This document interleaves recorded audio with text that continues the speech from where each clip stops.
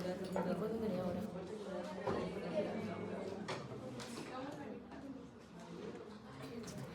Ya, pero...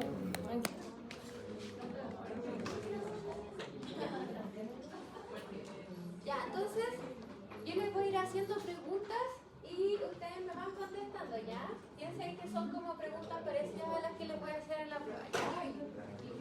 Entonces, ¿qué estudia la fisiología? ¿Se acuerdan? La mecánica, el funcionamiento del organismo, la función, ¿ya? Y solo estudia la función de los organismos. ¿Qué más? ¿De qué manera la estudia?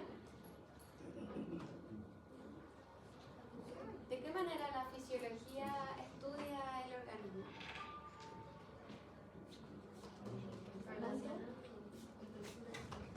Relacionando la estructura y qué más? Las funciones. Ya, muy bien. Porque estudia, al final de cuentas, la fisiología va a estudiar la función de cada parte de un organismo, pero después esa función de cada parte las va a integrar en un todo, ¿cierto? Para saber cómo funciona el organismo completo.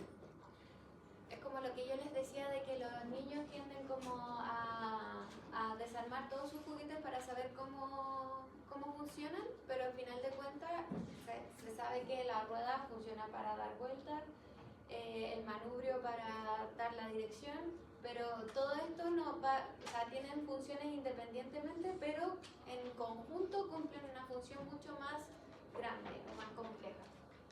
¿Ya? Entonces, muy bien. ¿Se acuerdan cuáles eran los niveles de organización biológica? ¿Se acuerdan que les hice una pregunta en la prueba de diagnóstico que se trataba de, a ver, ¿cómo era? Era sobre, ocurrió una mutación en un gen que provocó que el músculo no se pudiera contraer y les pregunté qué nivel de organización ocurrió el primer problema. Y todos me contestaron célula. Y era molécula. Entonces, estén atentos como a lo que leen, ¿ya? Identificar bien qué son moléculas, qué son células, qué son tejidos. Por ejemplo, las proteínas, ¿qué son? Moléculas. Moléculas, ¿cierto? Y hay 4 principales macromoléculas, ¿cierto? ¿Cuáles eran? Carbohidrato, proteína, ácido nucleico y lípidos. Son 4. Ya. Entonces, las células tienden a, o los organismos tienden a estar construidos por los mismos materiales, ¿cierto? Que vendrían siendo estas macromoléculas. Entonces, ¿cómo son los organismos? ¿Son diversos o son iguales todos? Son diversos, ¿cierto? Pero a pesar de que sean diversos, ¿qué comparten? A pesar de que son diversos, ¿qué? ¿Los mismos sistemas? ¿Ya? ¿Sí? Las leyes. Sí, muy bien. Ya, entonces comparten principios básicos. A pesar de la diversidad de la biología, la mayoría de los organismos comparten principios básicos de la fisiología, que son las leyes físico-químicas, la homeostasis y la genética más la evolución, ¿ya? Entonces, las leyes físico-químicas, ¿a qué obedecían?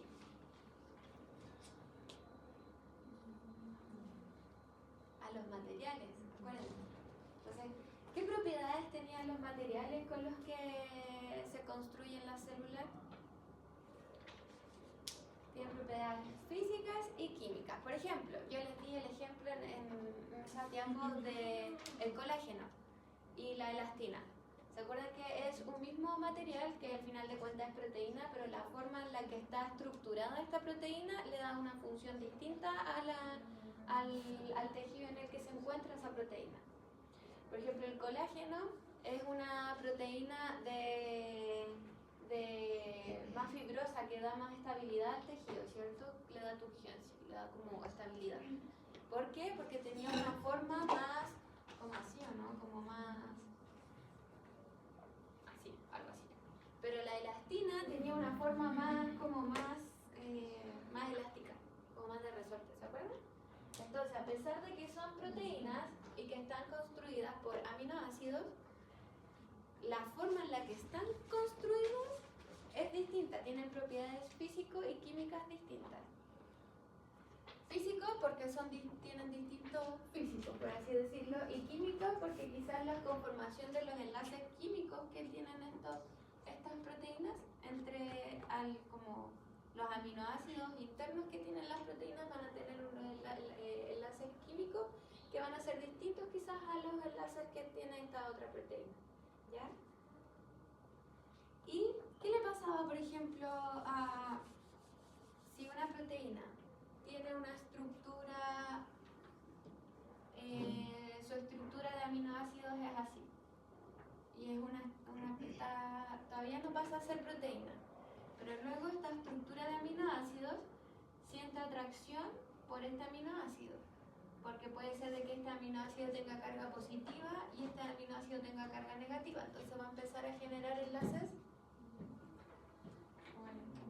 iónicos. Cuando se sienten cargas positivas por negativas, se atraen los enlaces iónicos.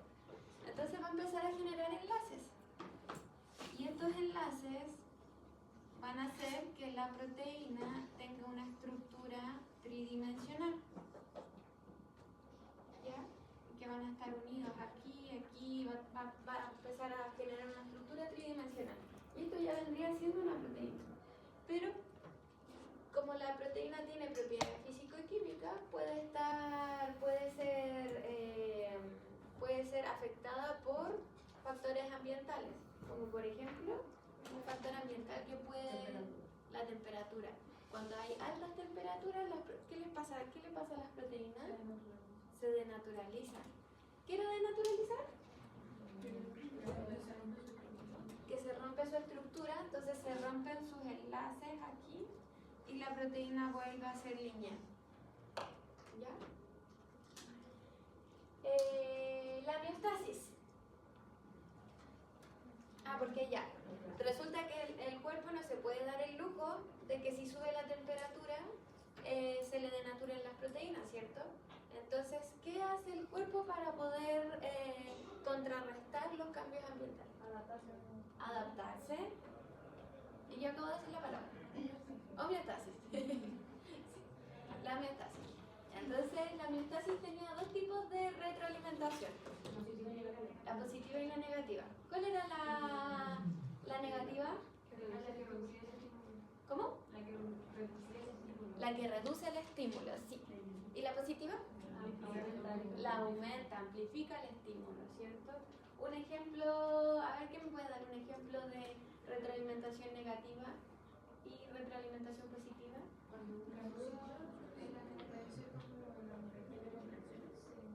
Sí, muy bien, sí. Sí, la de cuando se va a dar a luz y se inducen las contracciones, esas contracciones inducen que se libere aún más oxitocina y esa aún más liberación de oxitocina hace que las contracciones sean aún más fuertes para promover que el bebé salga. Eso es un muy buen ejemplo de retroalimentación positiva. Y ahora de negativa, la temperatura, sí. ¿Y qué vendría haciendo el cuerpo cuando aumenta la temperatura? Suda, sí, muy bien, suda. Es muy bien, muy bien. Y con respecto a la temperatura y la evolución y los perritos, ¿se acuerdan de un ejemplo que yo les di? ¿Eso? Pero eso vendría siendo una regulación más inmediata, como el jadeo. Pero a medida de la evolución, sí, pelechan. ¿Cómo? Sí, pelechan. Entonces como que ya su cuerpo ya cachó que el medio ambiente siempre en el verano va a ser calor y en el invierno va a ser frío. Entonces se generó un cambio ya evolutivo. Se generó ya un cambio evolutivo en donde el cuerpo ya sabe, o sea, cuando empiezan ciertas condiciones ambientales, sabe que tiene que regular hacia, no sé, botar el pelo porque vienen tiempos de calor. Así que, muy bien. Ya, luego empezamos con lo que era el ATP y la energía, ¿cierto? Ya, ¿qué es el ATP? Energía inmediata. Es la energía inmediata que tiene la célula para llevar a cabo sus procesos fisiológicos. ¿Se acuerdan cuántos fosfatos tiene el ATP? 3. 3. Adenil trifosfato. Muy bien. ¿Y cómo se fabrica el ATP? Bien simple.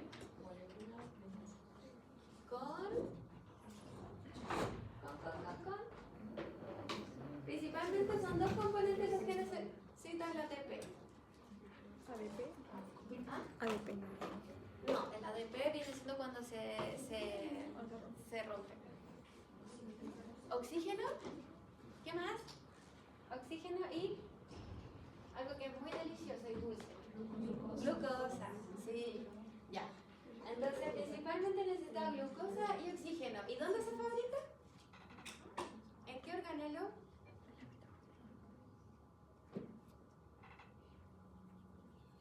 Mitocondria. Sí, mitocondrias.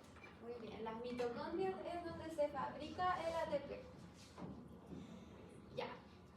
Ok. Tenemos glucosa y oxígeno. Este proceso de fabricación de ATP se llama respiración celular.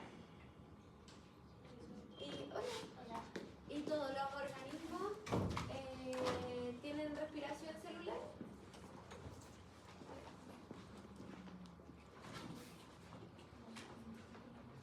Bueno, por ejemplo, un pez. ¿Tiene respiración celular? ¿Sí? Sí. Sí, y los mamíferos también tienen respiración celular. Los insectos también tienen respiración celular, pero la forma en la que respiran es distinta. Por ejemplo, un pez no puede respirar con los pulmones debajo del agua, ¿cierto? ¿Con qué respira? Con branquias, ¿cierto? Los insectos respiran a nivel cutáneo, absorben el oxígeno a través de la piel. Entonces, yo voy con esto porque a pesar de la diversidad que hay en el mundo de organismos, los organismos van a querer utilizar, o sea, van a como, dependiendo de sus condiciones ambientales, van a desarrollar las herramientas que necesitan para mismos procesos biológicos o fisiológicos, que en este caso es la obtención de ATP. Y, por ejemplo, la glucosa, ¿de dónde la obtenemos?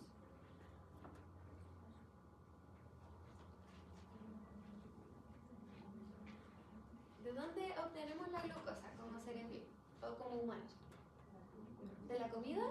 Ya, muy bien. ¿Y qué comemos? Carbohidratos. ¿Ya? ¿Pero y dónde están los carbohidratos? ¿Dónde los podemos conseguir? ¿Qué tipo de comida necesitamos?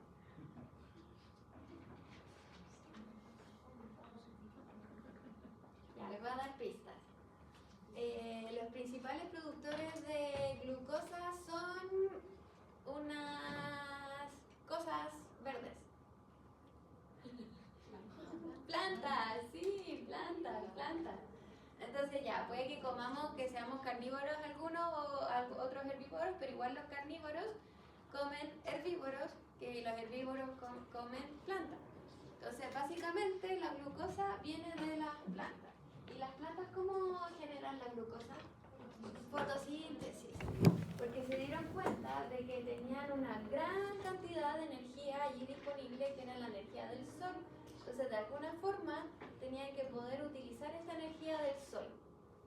Y la forma que las plantas crearon de utilizar esta energía del sol era mediante la fotosíntesis para la producción de glucosa y luego romper esta glucosa para poder construir ATP. ¿Ya? ¿Y el ATP de qué manera funciona?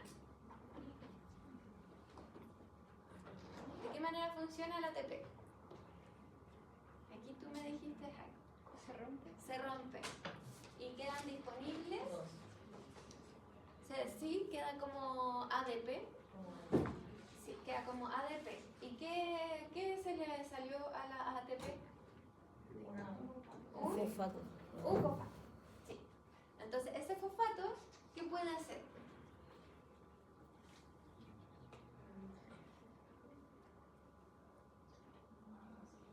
Se puede pegar a alguna proteína, ¿cierto? y puede cambiar la estructura de la proteína. Y al cambiar la estructura de la proteína, por ejemplo, canales que se le unen grupos fosfato, ¿qué les puede pasar a esos canales? A los que se le unen grupos fosfato, se activan o se abren, porque cambian su conformación, ¿ya? Por ejemplo, también cuando yo les hablé del transporte de que está el axón acá, y aquí está el soma, y que hay algunos neurotransmisores que se fabrican acá y se encapsulan aquí en vesícula. Este transporte hacia el terminal sináptico requiere ATP también. Entonces requiere que se le peguen moléculas de ATP que van a empezar como a caminar, como a hacer un transporte. Literalmente hay proteínas que como que caminan en la célula, porque esto está lleno de microtúbulos o actinas. Entonces, como está lleno de estas proteínas fibrosas como de microtúbulos, literalmente son como palitos que están dentro del axón. Entonces viene acá una proteína que se le une. Ay, ya, espérense. Viene aquí una proteína que se le une que tiene como patitas, por así decirlo. Y estas patitas se van a ir moviendo porque les llega una molécula de ATP, entonces hace que cambien de conformación este anclaje, y al cambiar de conformación pueden ir avanzando. Y al ir avanzando van arrastrando la vesícula hacia abajo. Entonces este es otro ejemplo de qué cosas puede hacer el ATP en la célula. Al final de cuentas el ATP le genera movimiento a la célula. ¿Ya? Entonces, quedémonos hablando de que el ATP es la energía, ¿ya? Que utiliza la célula. Y en base a eso, de que el ATP es energía, nos metimos también con las leyes de la termodinámica. ¿Se acuerdan? Porque la energía es regida por las leyes de la termodinámica. Entonces, ¿se acuerdan cuál era la primera ley de la termodinámica? La energía la energía no se pierde ni se destruye, solo se transforma. ¿Y la segunda ley de la termodinámica? La entropía. Ya, acá. Entonces, yo les había puesto un ejemplo de la primera ley de la fotosíntesis, ¿cierto? Que está el sol, está la plantita, voy a dibujar, yo no soy muy buena dibujando. Está la plantita, esta energía es constante, o sea, la cantidad de energía solar es la misma siempre, siempre, siempre. No va a aumentar ni disminuir, solo se transforma. ¿Y en qué forma se va a transformar? Va a venir la energía radiante, va a llegar a la superficie de las hojas y se va a transformar en energía química. Luego va a venir un ciervito que se va a comer esta... ¡Ay, qué mal dibujo!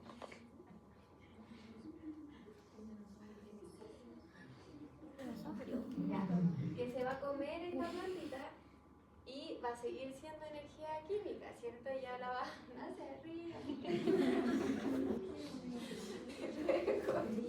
Va a venir un humano y se va a comer a esta vaquita.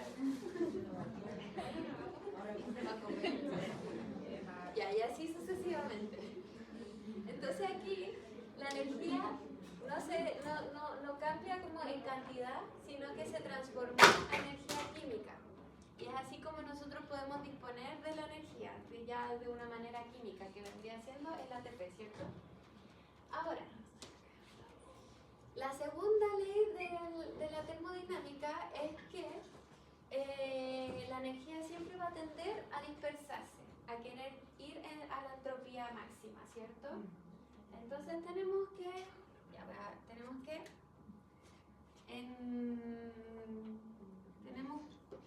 aquí tenemos partículas de lo que sea, partículas de energía. Y aquí hay menos partículas. Entonces la energía, como va a seguir la ley de la entropía, va a querer dispersarse y va a querer estar en la misma misma cantidad acá y acá. En todas partes va a querer estar homogéneamente. No va a querer que se le acumule energía en un lugar y en otro no. Siempre va a fluir hacia donde hay menos energía. Entonces, esta energía, si es que uno pasa el tiempo, después lo que vamos a encontrar va a ser que va a estar la misma cantidad en ambas partes. ¿Ya? Yo les había mencionado el ejemplo de dos barras metálicas, que si una barra metálica está muy caliente y la otra barra está muy helada, esta transferencia de energía no va a ser de que ahora esta esté muy caliente y esta esté muy helada, sino que van a quedar las dos a la misma temperatura. ¿Ya? Entonces, sí, porque el hecho de que queden las dos a la misma temperatura explica esta ley de la energía que va a querer siempre estar en la misma cantidad en ambos lados o en todos lados. Ya. Pero aquí es donde entra la célula. La célula realmente quiere que lo mismo que esté afuera sea lo mismo que esté adentro. No, ¿cierto? Porque la célula es avariciosa. La célula lo quiere todo. Entonces, tenemos una célula que lo que va a querer tener cosas distintas a lo que hay afuera. Entonces, por ejemplo, si acá afuera hay cosas, la célula es una acumuladora que va a querer tener sus propias cositas acá adentro.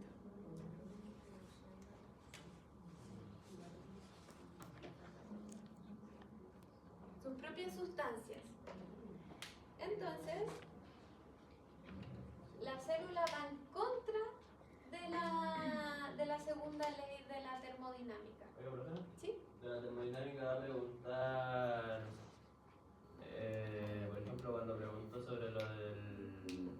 Pero está como la presa de agua, que el ejemplo que se abría la puerta y... Eso es más en energía potencial. Sí, sí. Ya voy a llegar ahí. La termodinámica es básicamente, les voy a preguntar las leyes de la termodinámica y qué es lo que le sucede a la, por ejemplo, ya, porque les dije, la termodinámica va a querer siempre tener como llegar a un estado en donde lo mismo que hay acá sea lo mismo que hay aquí, ¿cierto? ¿Y eso cómo se llama? El equilibrio termodinámico. Entonces, la energía siempre va a querer llegar al equilibrio termodinámico. Pero la célula no va a querer llegar nunca a ese equilibrio termodinámico, porque si llega al equilibrio termodinámico significa que todo lo que hay, claro, se muere. Porque todo lo que hay adentro es lo mismo de lo que hay afuera. Entonces la célula allí no sería capaz de almacenar sustancia o almacenar energía propia. Almacenar su propia energía. La energía se le iría y no tendría cómo utilizarla.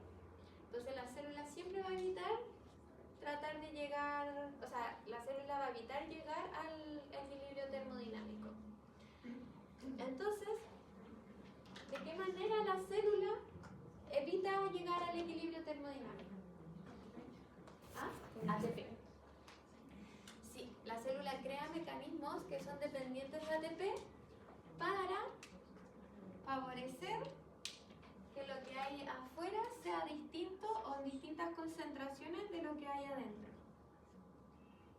Y esto, que hayan distintas concentraciones de lo que hay adentro versus de lo que hay afuera, ¿qué genera? Gradientes.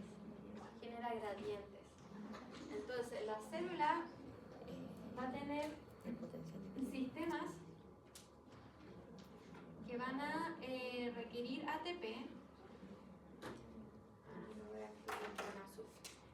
que van a requerir ATP para siempre estar manteniendo las concentraciones de adentro con las de afuera de manera distinta, para siempre estar con una concentración distinta a la que está adentro, ¿ya? Y de esta forma, por ejemplo, si la célula está viendo que están quedando en la misma concentración, lo que está afuera va a tomar moléculas que están afuera y las va a meter hacia adentro, o va a tomar moléculas que están adentro y las va a llevar hacia afuera. Y ese transporte requiere ATP. Ya, ¿qué más? Ahí ya hablamos de los gradientes, claro, que este mecanismo permite generar gradientes. Y hay dos tipos de gradientes, ¿se acuerdan? Químico y Concentración. El de concentración, y ¿qué sería el químico? Y el eléctrico.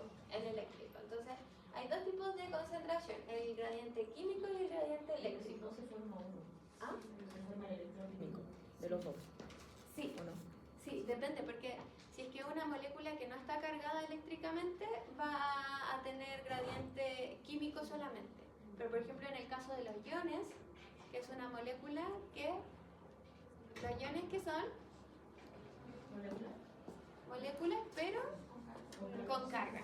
Sí, moléculas con carga positiva que pueden haber perdido un electrón o pueden haber ganado un electrón. ¿Ya? Entonces los iones que están cargados positivo o negativamente van a tener un gradiente electroquímico. Ya.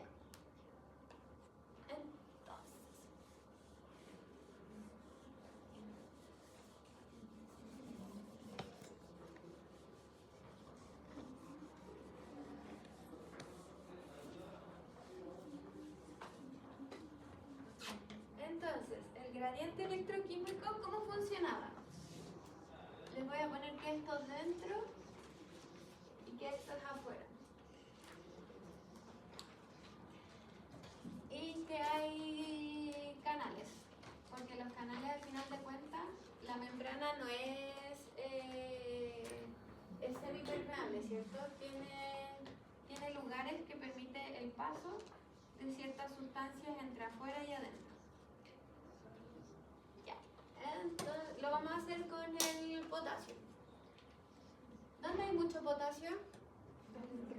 Dentro, muy bien.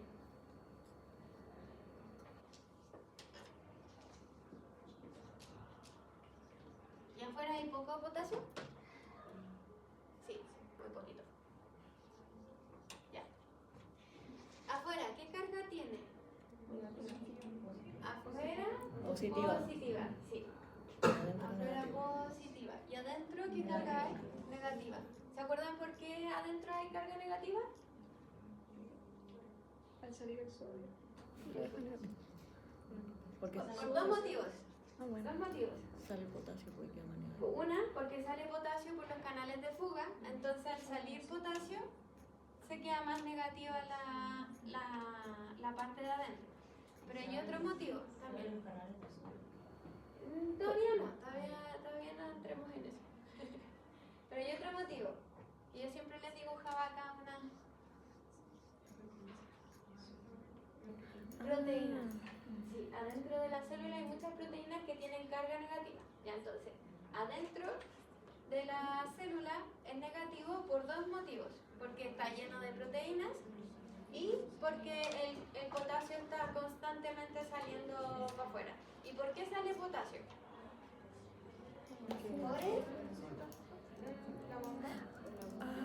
¿Por el gradiente químico? Por el gradiente, sí, por el gradiente electroquímico. Porque como aquí hay poquito potasio y aquí hay mucho potasio, el potasio va a querer salir. Entonces se va a empezar a llenar de potasio. Pero luego acá va a quedar más negativo, ¿cierto? ¿Y qué le va a pasar al potasio? Va a querer volver. Porque de más se va a sentir atraído al menos. Y así todo el rato. ¿Ya? Eso vendría siendo un gradiente electroquímico. Y en el caso del sodio, ahora les voy a dibujar en el caso del sodio. Lo voy a dibujar acá abajo. ¿El sodio dónde está? Más afuera.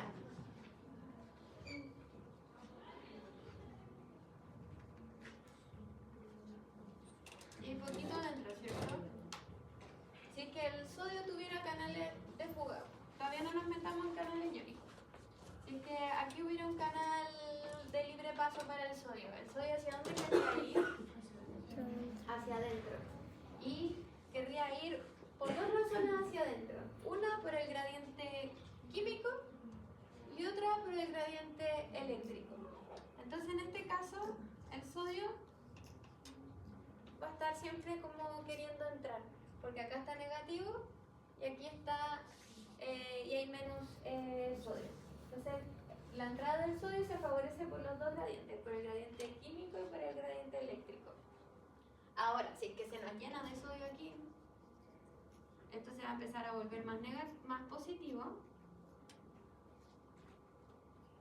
Y aquí ya entramos en la despolarización y que hay que sacar sodio para afuera. ¿Ya? Ya. Entonces, eso vendría siendo el gradiente electroquímico. ¿Dudas? ¿No? Luego, sigue. La energía potencial, la energía eléctrica y química. Ya, porque los gradientes electroquímicos generan energía eléctrica, primero energía potencial y luego energía eléctrica. ¿Por qué energía potencial?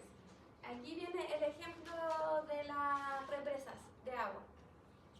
Entonces,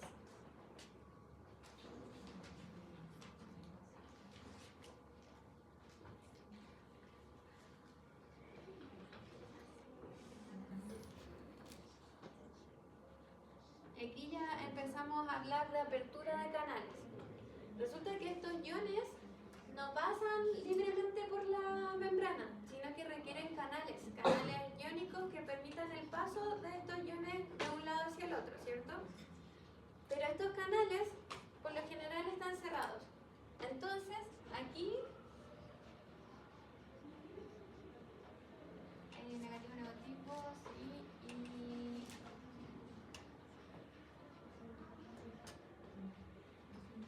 y acá tenemos una situación en donde los canales están cerrados.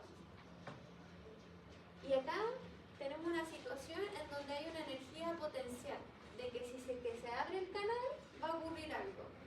Esa vendría siendo la energía potencial. Acuérdense del ejemplo de la represa de agua, que estaba toda esta agua acumulada, que vendrían siendo todos estos iones acumulados, y están esperando a que algo ocurra para poder fluir, para poder ir a favor de su gradiente. Entonces, ese como energía potencial es esa energía acumulada que solamente está esperando que ocurra una situación, como por ejemplo la apertura de una compuerta. En este caso, la apertura de un canal. Entonces se abre el canal y empiezan a fluir los iones hacia afuera. Y esta fluidez, o sea, y este como movimiento genera energía eléctrica. ¿Ya? Genera movimiento. Ya, pero también teníamos el caso de las energías químicas, que eran energías provocadas por la formación de enlaces, ¿cierto? Porque si tenemos un ion que es negativo y otro ion que es positivo, estos iones van a sentir atracción y van a generar un enlace iónico, por ejemplo. Y este como enlace iónico, primero va a estar, estado 1 van a estar separados, luego se van a encontrar y luego se va a generar un movimiento hacia el otro ion. Y ese movimiento genera energía cinética, también genera movimiento dentro de la célula. ¿Ya? Entonces tenemos el caso de energía eléctrica, que vendría siendo el flujo de los iones, y energía química, que vendría siendo la formación de enlaces químicos. Ya, ¿qué más? Las propiedades del agua. Ya, esto no sé si tengo que dibujar. Las propiedades del agua, también las vimos. ¿Por qué? Porque empezamos a ver cómo la molécula del agua es un excelente ejemplo para estudiar enlaces o para ver cómo estos se atraen, ¿cierto? Entonces, el oxígeno, que es así, y los hidrógenos. ¿De qué manera estaban unidos? Pero del oxígeno con el hidrógeno, ¿de qué manera estaban unidos? ¿Qué enlace? Covalente. Entonces tenían un enlace covalente, que lo voy a dibujar así. Y si viene otra molécula de oxígeno,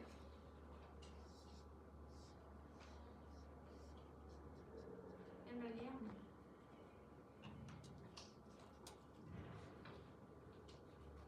¿De qué manera estaba unida esta molécula de agua con esta molécula de agua?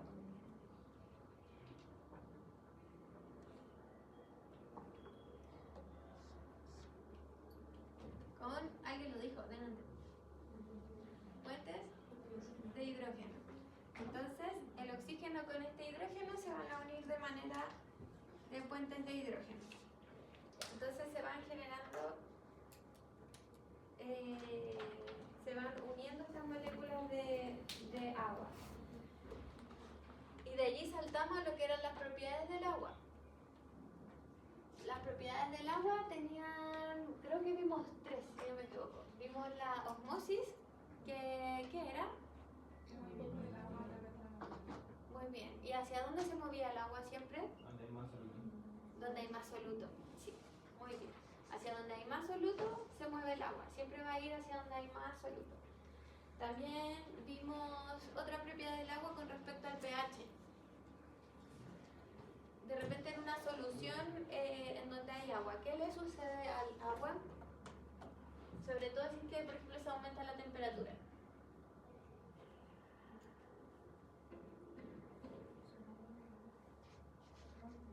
Se rompe un enlace covalente y quedan estos protones, estos iones de hidrógeno libre. Y cuando a una solución se le empiezan a acumular muchos protones, ¿qué le sucede? Sube el pH y se vuelve más ácido. Sí, muy bien. Muy bien. Ya, ¿qué más?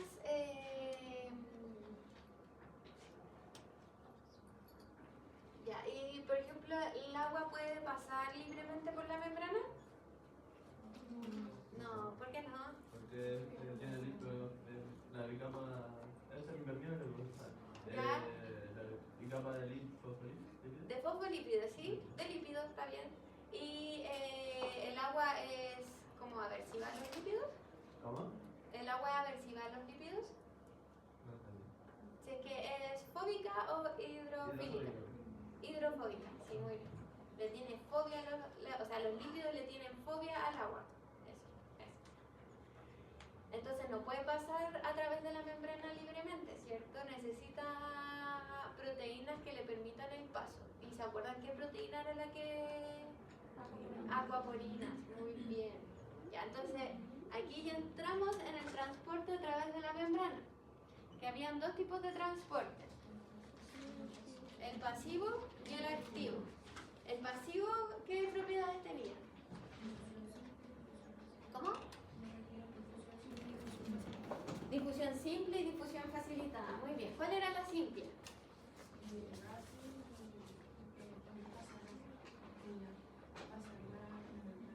Pasa a través de la membrana. Ya, la difusión simple es cuando pasa sencillamente a través de la membrana. Y en este caso son los gases o sustancias que son liposolubles o sustancias que son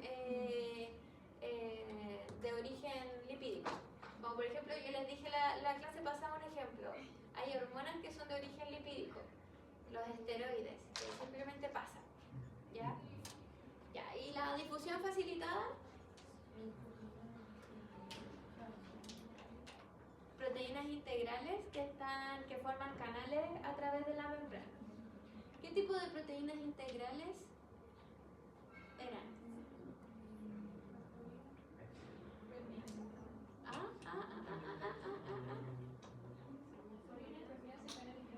Sí, muy bien.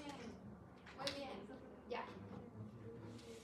Y me voy a quedar en los canales iónicos porque hemos estado viendo caleta de canales iónicos. ¿Qué forma tiene un canal iónico? Como embudo, ¿cierto? ¿Y por qué tenía esa forma? Por el filtro de selectividad. Por el filtro de selectividad, sí. Y también por otra razón. Eso, los iones están... ¿Qué tienen alrededor los iones? Mucha agua.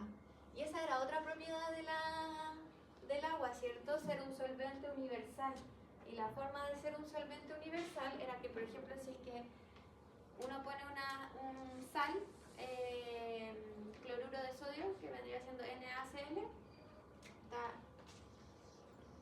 NaCl. Na es... no, todavía no. NaCl es sal, simplemente es una sal. Y cuando vienen las moléculas del agua, este es positivo y este es negativo, moléculas del agua positivo y negativo.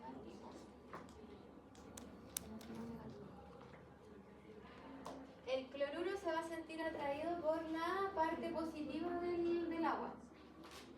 Que vendría siendo más.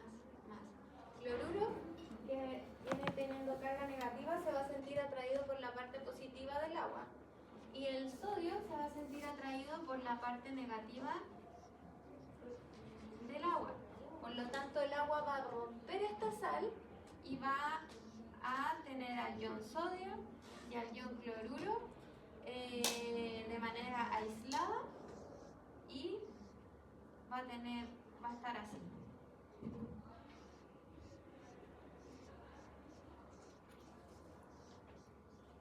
Y acá va a estar así.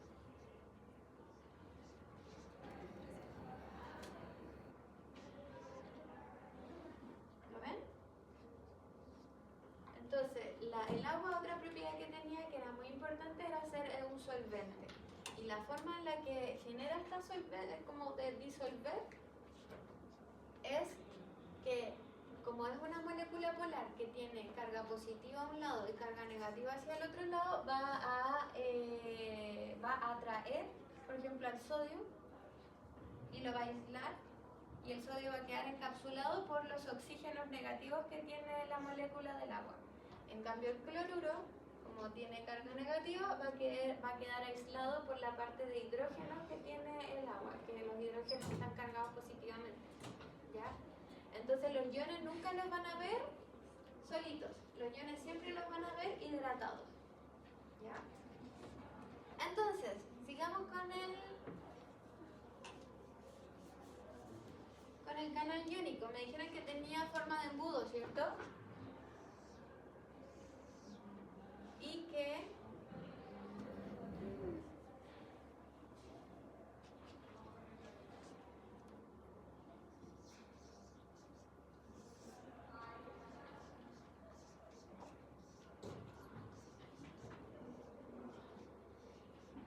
aquí había una zona de filtro de selectividad, ¿cierto? ¿Qué características, por ejemplo, si este canal fuera del ion sodio, qué características tendría que tener el filtro de selectividad? Carga. ¿Ya? ¿Y qué carga? Negativa. Sí. Entonces aquí el filtro de selectividad tendría que tener unos aminoácidos con carga negativa. Entonces, el ion sodio va a empezar a bajar, pero el agua va a tener que irse hacia afuera. Por la forma de embudo que tiene el canal. Entonces, el ion sodio va a empezar a bajar, y si el ion sodio queda muy bien anclado aquí, como muy bien anclado en el filtro de selectividad, ¿qué va a pasar? Ahí va a pasar. Ya, pero ¿y qué pasa si es que el ion sodio no queda bien anclado?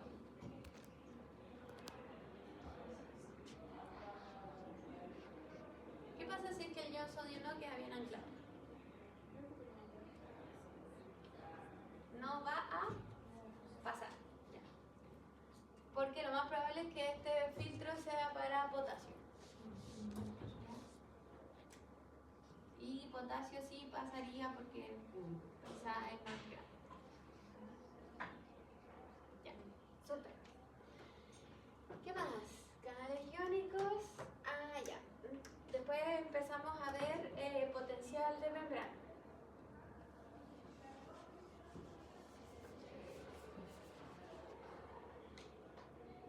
Tenemos que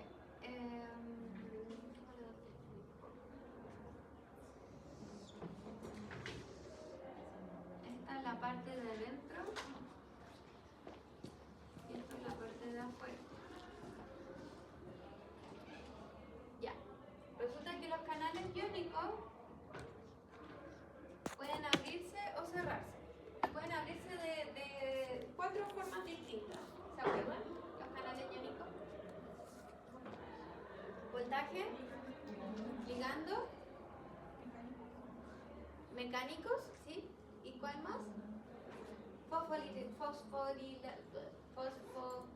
Ay, no puedo. fosforilación. Ya. 4. Muy bien. Ya. Entonces, si es que se llega a abrir un canal, se va a generar un flujo, ¿cierto? Un flujo de corriente, por lo tanto energía eléctrica. Por ejemplo, si es que tenemos acá sodio, mucho sodio, y se abre un canal de sodio, el sodio va a pasar hacia adentro y se va a generar un flujo eléctrico. Este flujo eléctrico va a empezar a acumular cargas adentro, ¿cierto? Y se va a empezar a poner más positiva la membrana adentro. Y afuera se va a empezar a poner negativo porque va a estar perdiendo cargas positivas, ¿cierto? Ya, entonces, ¿qué pasa si es que yo pongo un electrodo aquí y un electrodo acá adentro? Que me va a estar registrando el potencial o el voltaje eléctrico acá afuera y el voltaje eléctrico acá adentro. Y si es que yo restara, por ejemplo, aquí voy a poner voltaje afuera, y aquí el voltaje adentro. Si es que yo restara el voltaje que está adentro menos el voltaje que está afuera, creo que era adentro y afuera, ¿cierto? ¿Era adentro y afuera o afuera y adentro? Creo que adentro. Adentro y después afuera, ya. No me acuerdo. Si es que yo restara esto, el voltaje que hay afuera y versus el voltaje que hay adentro, ¿qué me da?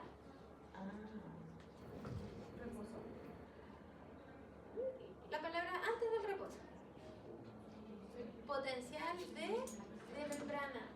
de membrana, que es representado con esta letra Bm. Entonces el potencial de membrana es una resta entre lo que hay afuera y lo que hay adentro. ¿Ya? Es una resta del potencial eléctrico o el voltaje de afuera con el voltaje de adentro. Ya. Entonces, el potencial de membrana puede tener varios estados. ¿Cuáles son esos estados? Que recién me lo dijo la compañera. Reposo, ¿cuál más? Ya, eso es del ion, pero más que nada de la membrana en general. ¿Ah? El potencial de acción, ya, pero para que se genere potencial de acción, ¿qué se necesita? Ya, ¿y cómo se llama esa?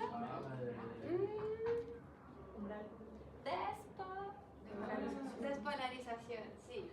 Ya, muy bien. Entonces, tenemos que el potencial de membrana puede transitar en varios estados. En reposo, en despolarización, repolarización y hiperpolarización. Y luego volver a reposo. Entonces,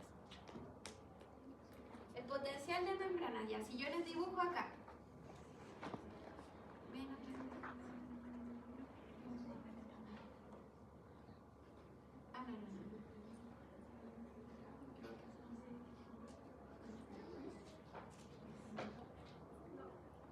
si yo les dibujo esto, ¿en qué potencial está la membrana? En reposo, muy bien. Si yo les dibujo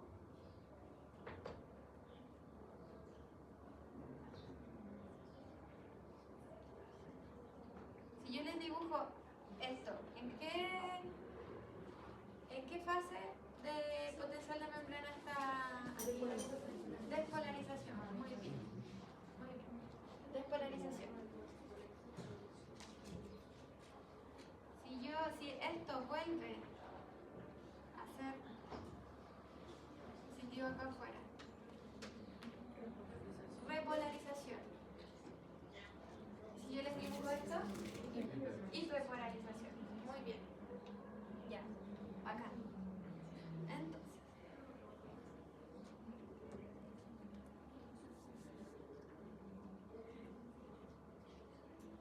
Entonces, tenemos que el gráfico. ¿Alguien quiere venir a hacer el gráfico?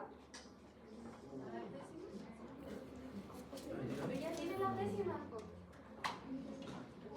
Alguien que no haya hecho las ecuaciones y que quiera venir a hacer el... Ya.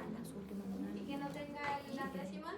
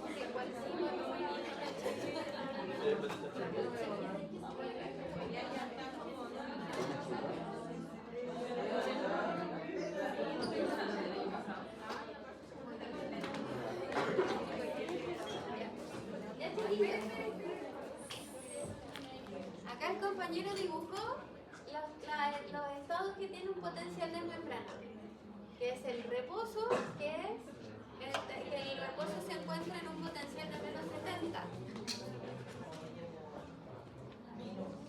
De menos 70. Luego, la despolarización ocurre cuando la membrana se vuelve más positiva.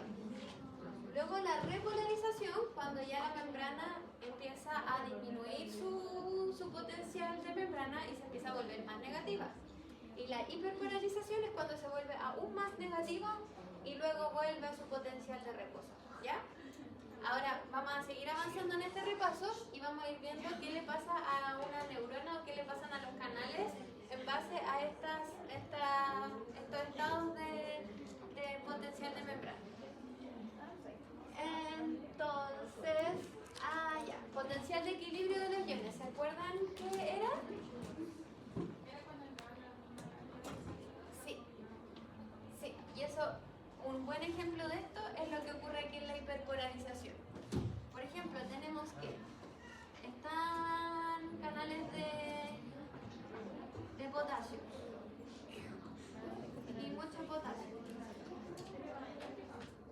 Aquí hay poco potasio.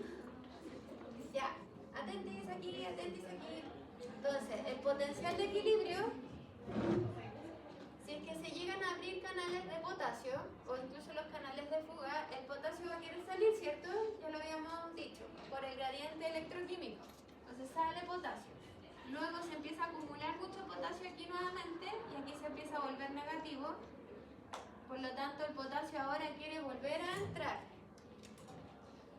Y cuando llega a este como equilibrio de que lo mismo que sale es lo mismo que entra, el ion se dice que llegó a su equilibrio, a su potencial de equilibrio. ¿Ya? Algunos me lo confunden con potencial termodinámico y ya, entiendo por qué, porque al final de cuentas el potencial termodinámico es parecido, pero el potencial termodinámico siempre piensen que es como todo lo que existe de sustancias en el mundo. Termodinámico es energía, entonces puede ser cualquier tipo o todo lo que está dentro de la célula, lo mismo que está dentro de, o sea, lo mismo que está fuera de la célula. pero el potencial de equilibrio de un ion es del ion, es específico del ion, ¿ya?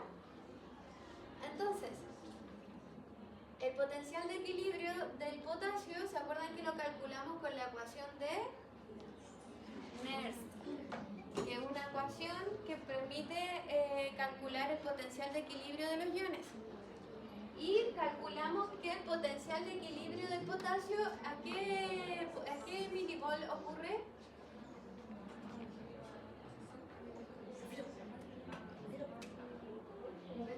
Menos 90. Ya, entonces aquí al menos 90, cuando la membrana está en un potencial de menos 90 milivolts, el potasio llega a su potencial de equilibrio, llega a ese momento en que lo que sale es lo mismo que entra. Y esto coincide con la etapa de la hiperpolarización, ¿ya? Que vendría siendo, por ejemplo, este pic de acá abajito, ¿por qué no sigue bajando más? ¿Por qué la membrana no se vuelve aún más negativa? ¿Por qué? Porque llega a su potencial de equilibrio. A los menos 90 llega a su potencial de equilibrio. Entonces esta curvita no va a ser más negativa porque ya no va, esta como entrada y salida ya no va a contribuir más a la negatividad de la célula. ¿Ya? Ya, entonces vamos aquí. Ecuación de Nernst para calcular el potencial de equilibrio de los iones. ¿Y la ecuación de Goldman? De todos. Es de todos los iones. La ecuación de Nernst es para un solo ion, pero la ecuación de Goldman es calcular el potencial de la membrana con todos los iones juntos. ¿Ya? Entonces, de Nernst, el potencial de equilibrio